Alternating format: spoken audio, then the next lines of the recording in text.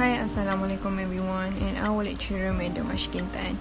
So in this video, we're going to explain about personality, value and perception based on job holder that we choose. First thing first, let me introduce our group member, which is AINI NAJIHAH, NURUL ATIQAH, SITI NURFATINA and NORAZMI. Store manager is the person who is responsible for the day-to-day operation and management of a retail store. All employees working in the store will report to the store manager, and then the store manager will report it to the area manager or general manager. As a store manager, they have lots of responsibilities and tasks that they must perform. Some of it are: deliver excellent service to ensure high levels of customer satisfaction, motivate the sales team to meet sales objectives by training and mentoring their staff, create business strategies to attract new customers, expand store traffic and also to enhance profitability, hire, train and oversee new staff, respond to customer complaints and concerns in a professional manner, ensure store compliance with health and safety regulations, develop and arrange promotional material and in-store displays, prepare detailed report on buying trends, customer requirements and profits, undertake store administration duties such as managing store budgets and updating financial records, and last but not least, monitor inventory levels and order new items. The two of the big five model of personal traits that will give the most impact on the store manager's feelings, thoughts, attitudes and behaviors would be conscientiousness and neuroticism. Firstly, conscientiousness. Store manager is a highly conscientious people because they are responsible, dependable, persistent and organized. All the staff under them mostly are fully rely and depend on their manager because their manager are really responsible for their staff. Aside from that, store manager usually keep their store clean and organized as it is their home. So if there is customers, the customer will be pleased as they enter the store and feel satisfied with their store service. A highly conscientious manager is persistent as they always want the best for their team and always have an idea to increase their store performance. Moving on to the second one, which is neuroticism. Store manager can usually be seen positive because it is their personality trait as a store manager. People with positive emotional stability, such as store manager, are calm, have confident and secure. Store manager have these personality traits because they always calm in any situation they face, such as they facing short of money, didn't meet the sales objective and so on. Other than that, as a store manager, they need to have a high self-confidence because they will always confront with customers and higher ups, as the other staff will always rely on their manager. The reasons why I think these personality traits, which is conscientiousness and neuroticism, are important in order to understand the store manager's reaction is because I have seen lots of managers with this kind of personality, and the staff have well known their manager personality and have well adapted with it. Hi, my name is NURUL ATIQAH. So now I would like to explain about 3 organizationally relevant personality traits that will affect the performance of the store manager and why it is important. So the first one is self-esteem. This kind of job require a person who are high self-esteem because, as we know, when you have a high self-esteem, you will have a high self-confidence in yourself. Especially as a store manager, high self-esteem is so important because they need to be confident when they are doing their job. In case they want to come up with an idea that will improve the store performance, then you need to be confident to voice it out so that the top management can notice what you say. If the store manager is low self-esteem, then it will bring negative impact in the organization. So next is risk-taking. As a store manager, they need to be a high risk-taking person because it will help the manager to make a quick decision to solve the problem, even with less information they had. For example, if there is a robbery occurred in a store, then the manager need to take a risk by think and make a decision quickly to ensure the store is not face a huge loss and all the staff is safe. Lastly is proactive personality. All managers need to have this kind of personality trait, which is proactive personality, because this kind of person are very positive. Managers need to be a positive person because they are responsible to motivate their staff to be better in work. If they are negative, they won't help to motivate his staff, but it will be more worsened.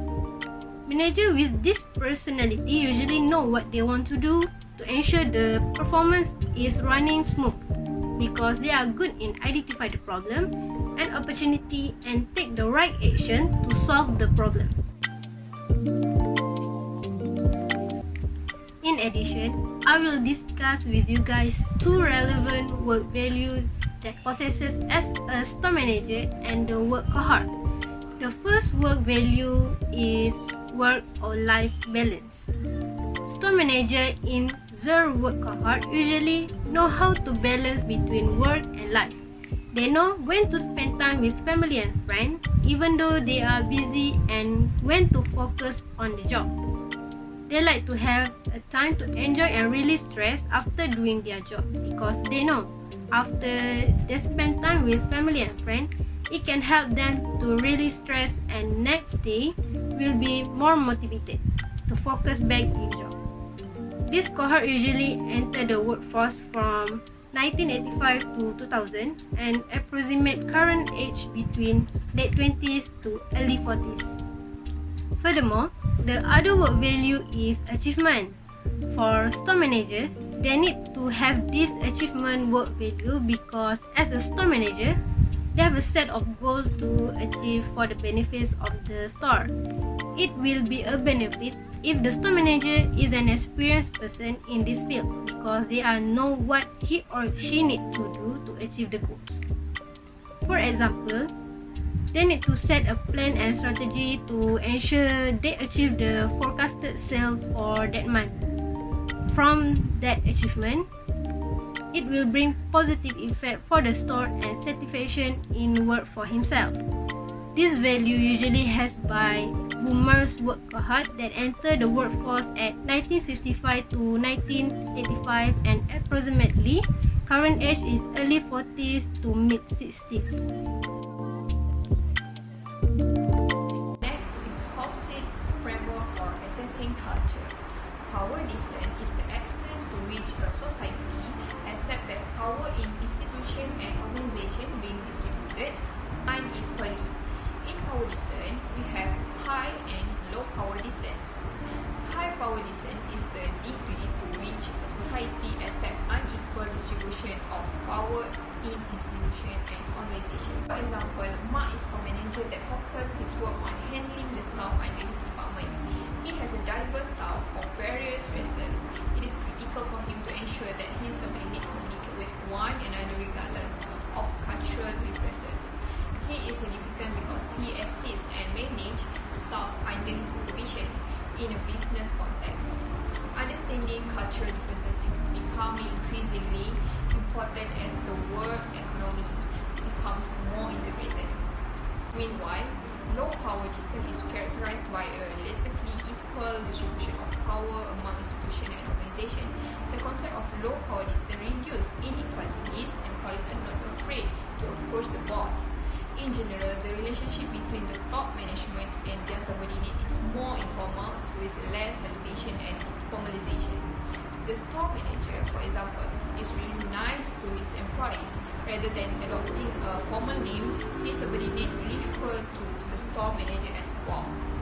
The extent to which societal values are characterized by assertiveness, materialism, and competition is referred to as achievement or masculinity. Assertiveness, acquiring money and goods, and competition are more important than caring for others. For example, Zack worked for the company as a store manager. Work is more important to Zack than anything else. One day, Zack's subordinate employee becomes ill at work and is unable to complete his work. Despite his illness, Zack insists on the employee to complete his task and not deferring him. The last one, nurturing of community, refers to the extent to which societal values emphasize relationship and concern for others. Values such as relationship and concern for others are more important than competing for higher position or monetary rewards. For example, Daniel, a store manager, was informed that a family member of his subordinate employee had been in an accident, and Daniel allowed his employee to take a leave and pay for the medical treatment of the family member who had been in the accident. The distinctiveness show different behavior of an individual in different situations. The example is Mr. Jeno, who is store manager at SM Mall. It is found that one of the staff, Jamin, cannot do well his task. As a store manager, he is considered to distinctiveness. He wants to know if Jamin has performed poorly in different types of tasks.